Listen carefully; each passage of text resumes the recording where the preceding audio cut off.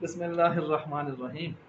اچھا جی، سبق نمبر 70 اور ہم چل رہے تھے بیان حال. بیان حال کی ابھی تک ہم نے تعریف اور ابتدائی وضاحت اور ایک مثال اس کی پڑھی ہے، جس مثال میں ہم نے یہ پڑھا ہے کہ صاحب اشارہ جب کسی کام کو دیکھ کے خاموش ہو جائے تو اس کی خاموشی اس کام کے جائز ہونے کی دلیل ہوتی ہے. اس پر ہم نے قرآن و حدیث اور دیگر ہم نے اس کے اوپر عقلی مثالیں بھی آپ کے سامنے تفصیلات پڑھی ہیں. اچھا جی، اب ہم پڑھ رہے ہیں والشفیع اذا علم بالبیع وسکت. شفیع صاحب، شفیع لالا، شبہ کرنے والا جو شبہ کر سکتا ہے، اس کو جب کسی بے کا پتہ چل جائے کہ فلاں زمین فروخت ہو رہی ہے اور وہ چپ ہو جائے، اس کا چپ ہونا اس بات کی علامت ہے کہ اس کو دلچسپی نہیں ہے زمین کے اندر. آپ نے شفہ پڑھا ہے نہیں پڑھا؟ پڑھ لیا ہے. شفہ آپ نے اگر پڑھا ہے تو شفہ کے اندر آپ نے یہ پڑھا ہوگا کہ شفہ میں مختلف مطالبے ہوتے ہیں. ایک کو طلب مواسبت کہتے ہیں. مثلا ایک آدمی بیٹھا ہوا تھا، اس کو کسی نے آ کے خبر دی آپ کا پڑوسی اس زمین کو بیچ رہا ہے، بلکہ بیچ چکا ہے. اس کو ایسے پتا چلا، اس نے کہا ہاں مجھے پتا ہی نہیں ہے اور بار بار سے بیچ رہا ہے، مجھے بھی ضرورت ہے بھائی، میں مکان اپنا وسیع کر رہا ہوں، میرے بچے ہیں فلاں یہ وہ، پتہ نہیں باہر سے کون آئے گا، مجھے کیوں نہیں بتایا اس نے. یہ اچھلے کودے، مواسبت کا معنی اچھلے کودے، ذرا چھالن چھالن مارے، یہ طلب مواسبت، تاکہ پتہ چلے کہ یہ آدمی دلچسپی رکھتا ہے. دوسرا یہ ہے کہ اس کے بعد طلب اشہاد، گواہ بنایا دو آدمی کہ دیکھو مجھے فلاں وقت تھا، یہ ٹائم تھا، میں بیٹھا تھا، اس ٹائم پر مجھے فلاں کی طرف سے یہ اطلاع ملی، فلاں بن فلاں کہ فلاں بن فلاں اپنی زمین کا اتنا ٹکڑا فلاں میرے ساتھ متصل بیچ چکا یا بیچ رہا ہے، مجھے بتایا نہیں ہے، میں اس پر شبہ کا حق سبق رکھتا ہوں اس پر، لہٰذا آپ میرے گواہ بن جاؤ. اس کو کہتے ہیں طلب اشہاد، گواہ بنانا. پڑھا ہوگا آپ نے. تیسرا ہے طلب خصومت. خصومت کا مطلب یہ ہے کہ عند المطالبہ جائے اور جا کر قاضی کے پاس کھڑا ہو جائے، دعویٰ دائر کر دے کہ حضرت یہ فلاں ہے، میں زمین میں نے لینی ہے. کتنے ہو گئے؟ 3. یہ 3 کام کرے گا تو یہ شفیع لالا جو ہے شفیع بن جائے گا اور یہ شفع کا حق شرعی اعتبار سے باقاعدہ استعمال کر چکا ہے. پہلے شفع آسان ہوتا تھا، آج کل شفع ایک زمانے سے مشکل ہو گیا. کیوں مشکل ہو گیا ہے کہ پہلے آپ شفع کا حق رکھتے تھے، جا کے بس صرف درخواست سیمپل دینی ہوتی تھی اور آپ کا کام میٹر چل جاتا تھا. جی جی. آج کل یہ ہو گیا ہے کہ آج کل آپ جیسے جا کے درخواست دیں گے تو سب سے پہلے آپ کم از کم آدھی قیمت جمع کروائیں گے. جی، آدھی قیمت بھی.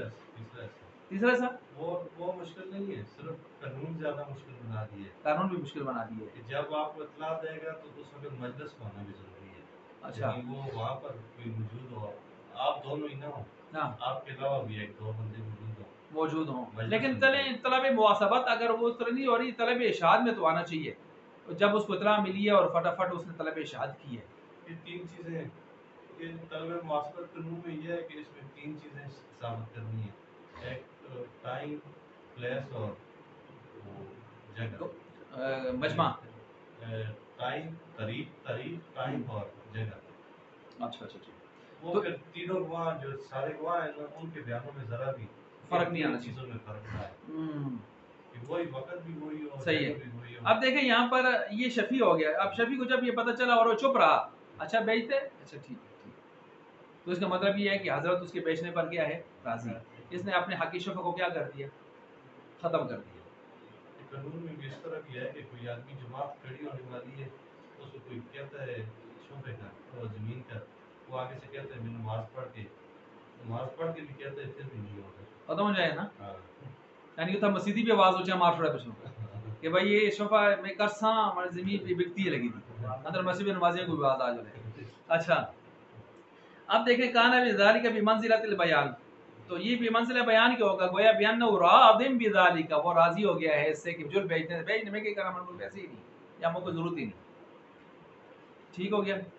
اور اسی طرح جو ہے نمبر 3 والبکر، تیسرا آ گیا. اچھا یہ آپ نے پڑھا ہے شفیع جو ہیں 3 قسم کے ہوتے ہیں. ایک وہ ہوتا ہے جو پارٹنر ہوتا ہے، جو آپ کے ساتھ زمین میں کیا ہے؟ پارٹنر ہے. یہ پہلا حق اسی کا ہوتا ہے جی. اور دوسرا وہ ہوتا ہے کہ جس کا آپ کے ساتھ راستہ ملتا جلتا ہے، راستہ ہے کہ. اور تیسرا وہ ہے جو شاید پڑوسی ہے، دیوار جڑی ہے یا جو بھی ہے آپ کے ساتھ. ہاں جی، یہ 3 قسم.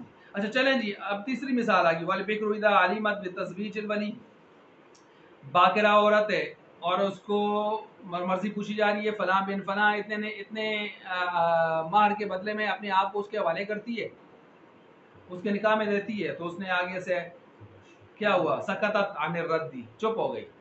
क्या हो गई? चुप हो गई। आपने कुदूरी में पढ़ा होगा दाहिकत, या हंस गई, लेकिन ज्यादा हंस गई सर, या आपने पढ़ा होगा वहां पर रो गई लेकिन बिला सौतिन रफीन, ऊंची आवाज के साथ नहीं, हल्का सा रो गई। ये तीन बातें अलामत बन जाएंगी कि ये औरत क्या है, लड़की क्या है, राजी है, क्योंकि ये बाकरा है और अभी ये शर्मीली है, तो शायद ये जवाब मुंह से नहीं दे रही और हंस कर दे रही है या हल्का सा रो के दे रही है। हल्का सा रोने का मतलब ये है कि माँ बाप से जुदाई है, घर से जुदाई है।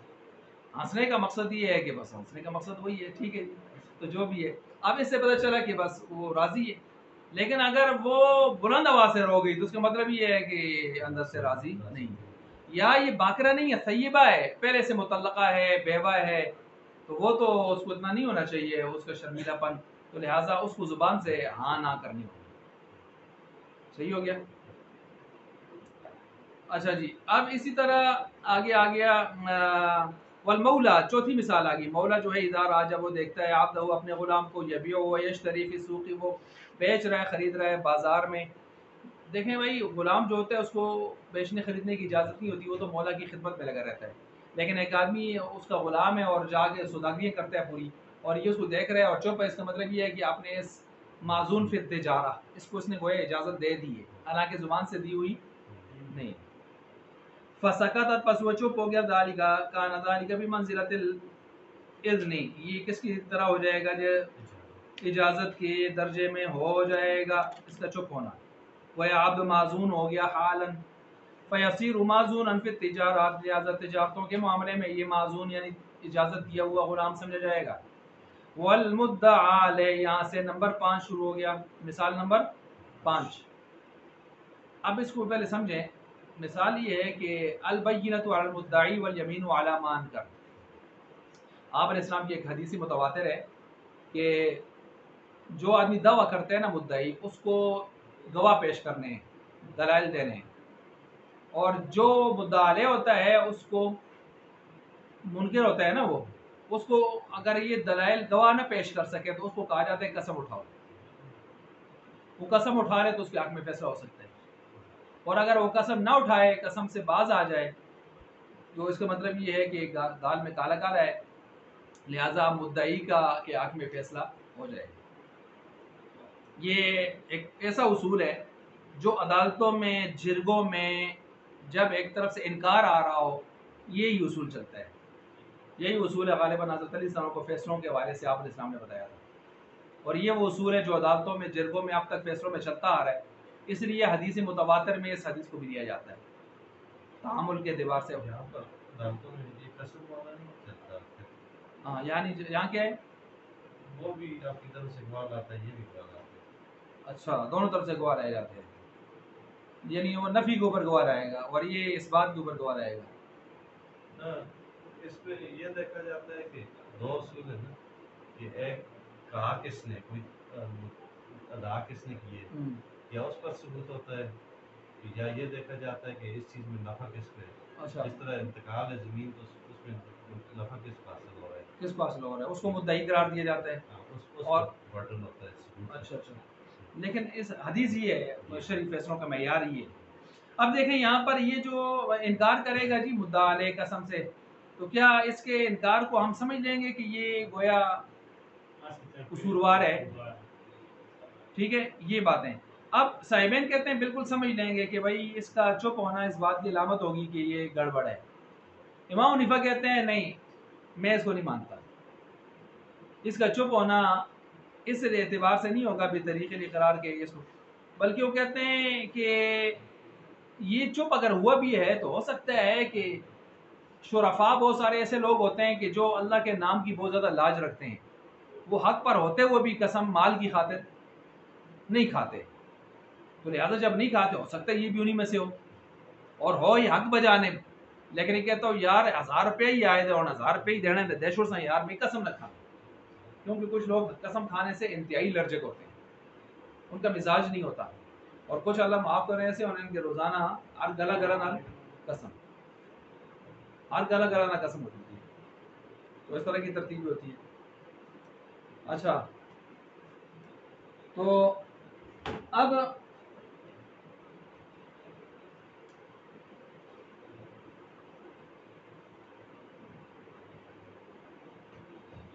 یہ دونوں قسم کے یعنی لوگ ہوتے ہیں، تو اس لیے وہ کہتے ہیں جب یہ معاملہ ہے تو پھر ہم اس طرح نہیں کریں گے۔ آگے دیکھیں اس کو، والمدعی علیہ والمدعی علیہ اذا نقل اذا انکر، جب انکار کر بیٹھے فی مجلس القضاء، فیصلے کی مجلس میں، یکون الامتناع، ہو جائے گا اس کا رک جانا بمنزلۃ الرضا، رضا کے درجے میں، بلزوم المال، مال لازم ہونے کے ساتھ، بطریق الاقرار عندہما، صاحبین کے ہاں اقرار کے طریق سے، اقرار کے طریق سے، گویا یہ اقرار کر چکا ہے کہ مدعی نے جو میرے اوپر دعویٰ کیا ہے وہ دعویٰ کیا ہے، سچا ہے، تبھی میں قسم نہیں کھا رہا کہ میں جھوٹی قسم کھا کے اپنے آپ کو برباد نہیں کرنا چاہتا۔ یہ کون کہہ رہے ہیں؟ صاحبین۔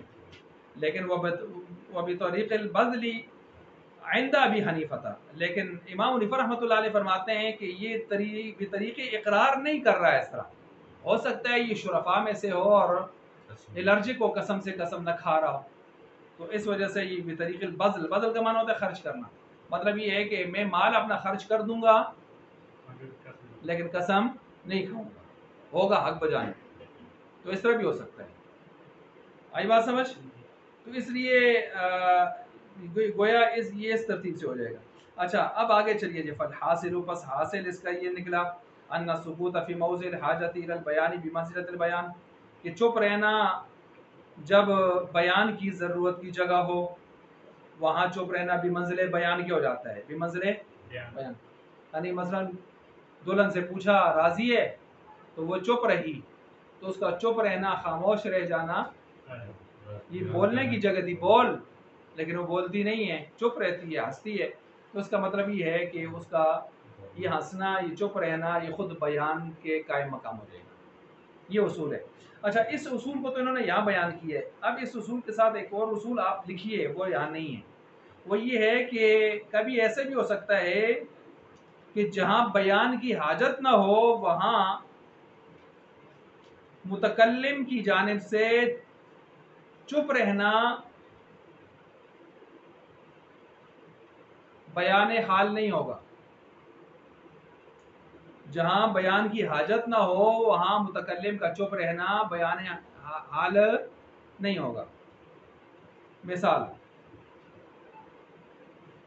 اس کی ہے، جیسے حدیث میں ہے اقطعوا السارق واقتلوا القاتل، اقطعوا السارق واقتلوا القاتل، یعنی کاٹو ہاتھ چور کا، حدیث کیا ہے، کاٹو ہاتھ چور کا اور قتل کرو قتل عامد کو، جس نے جان بوجھ کے قتل کیا اس قاتل کو کیا کرو، قتل کرو۔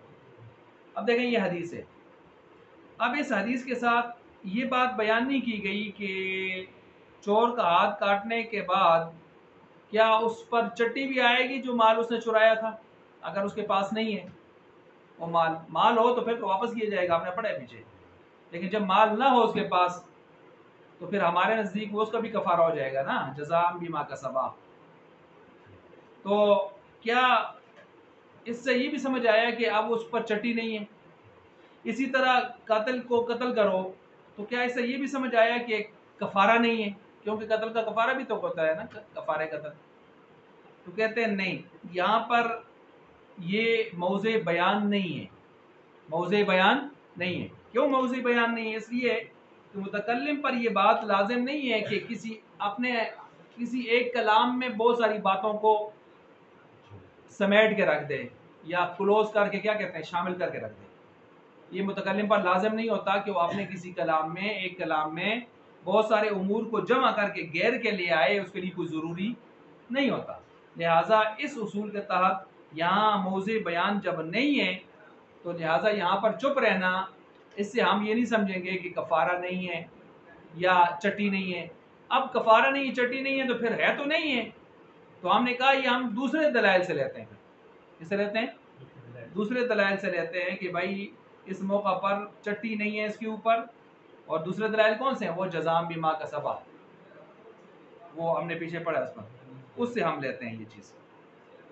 اچھا جی، یہ اصول کی میں نے تشریح کر دی. اب ہمیں آگے چلتا ہوں بہادت طریق، اسی طریق کے ساتھ، یعنی یہ جو طریقہ آپ نے لیا کہ بھائی موضوع بیان میں چپ ہونا، یہ چپ ہو بیان کے قائم مقام ہوتا ہے. قلنا، ہم کہتے ہیں الاجماع ینعقد بنص البعض وسکوت الباقین، اجماع بھی منعقد ہو جاتا ہے بعض کے بیان کرنے کے ساتھ. بنص کا معنی ہوتا ہے بیان، ببیان البعض، بنص البعض ببیان البعض، بعض کے بیان کرنے کے ساتھ، وسکوت الباقین، باقیوں کے چپ رہے. نص کا معنی بیان لکھ لیں آپ، بیان کرنے کے ساتھ. اس کو سمجھیں ذرا. اجماع آگے آ رہا ہے انشاءاللہ. اجماع کی دو قسمیں ہیں، اجماع قولی، اجماع سکوتی. ٹھیک ہے.